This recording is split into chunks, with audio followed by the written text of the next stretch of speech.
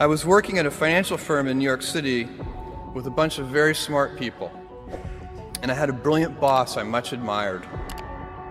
I went to my boss and told him I was going to start a company selling books on the internet. He took me on a long walk in Central Park, listened carefully to me, and finally said, "That sounds like a really good idea, but it would be an even better idea for someone who didn't already have a good job. You can have a job, or you can have a career, or you can have a calling. And if you can somehow figure out how to have a calling, you have hit the jackpot, because that's the big deal."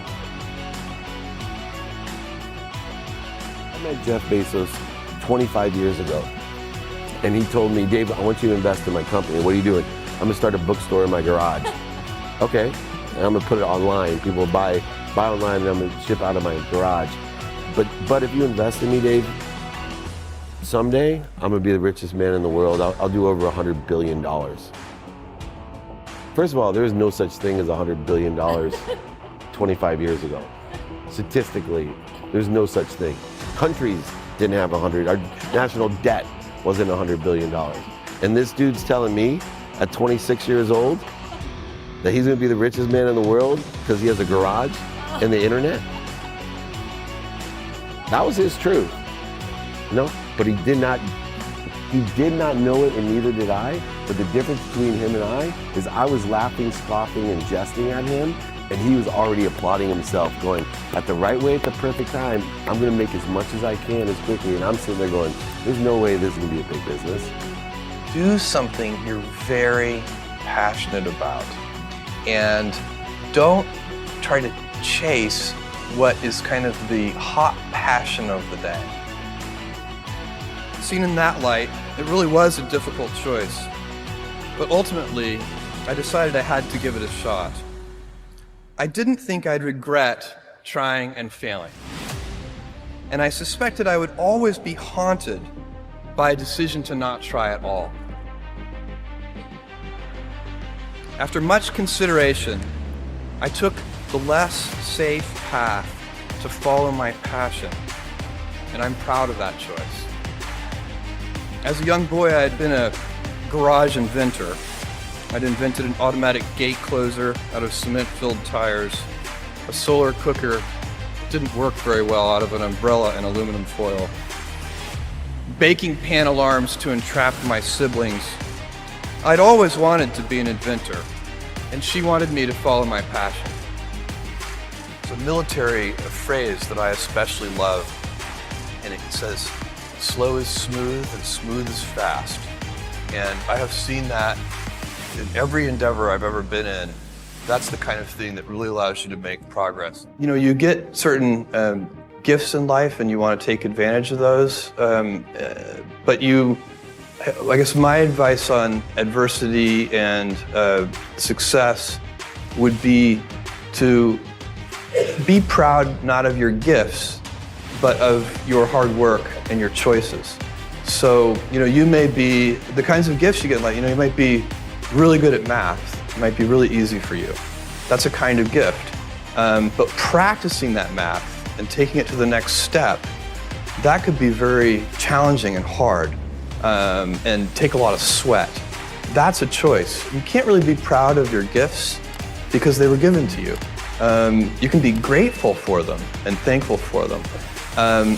But your choices, you choose to work hard.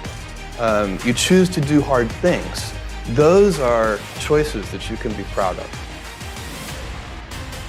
You can choose. We all get to choose our life stories, and it's the choices that define us, not our gifts. Everybody in this room has many gifts. I have many gifts. You can never be proud of your gifts because they're gifts. They were given to you. You might be tall, or you might be really good at math, or you might be extremely beautiful or handsome, or there are many gifts, and you can only be proud really of your choices because those are the things that you are acting on.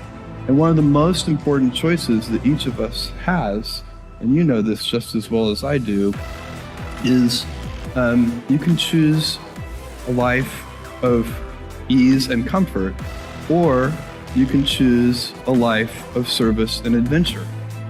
And when you're 80, which one of those things do you think you're going to be more proud of? You're going to be more proud of having chosen a life of service and adventure.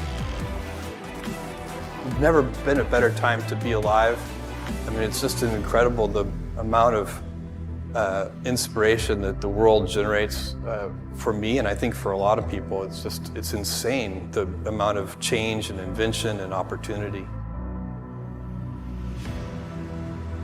Your life, the life you author from scratch on your own, begins.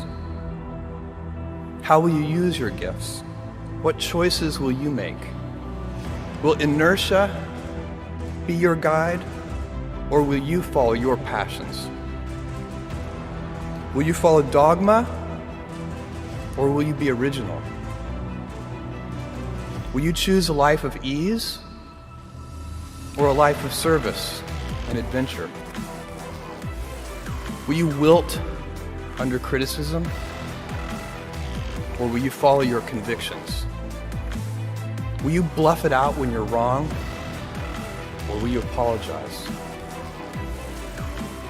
Will you guard your heart against rejection, or will you act when you fall in love? Will you play it safe, or will you be a little bit swashbuckling? When it's tough, will you give up, or will you be relentless? Will you be a cynic, or will you be a builder? Will you be clever at the expense of others, or will you be kind? Every time you figure out some way of providing tools and services that empower other people to deploy their creativity, you're really onto something. You know, you're very lucky if you have a career. A lot of people end up with a job. If you don't love your work, you're never going to be great at it. Jules Verne, Mark Twain, Galileo, Newton, all the curious from the ages would have wanted to be alive, most of all, right now.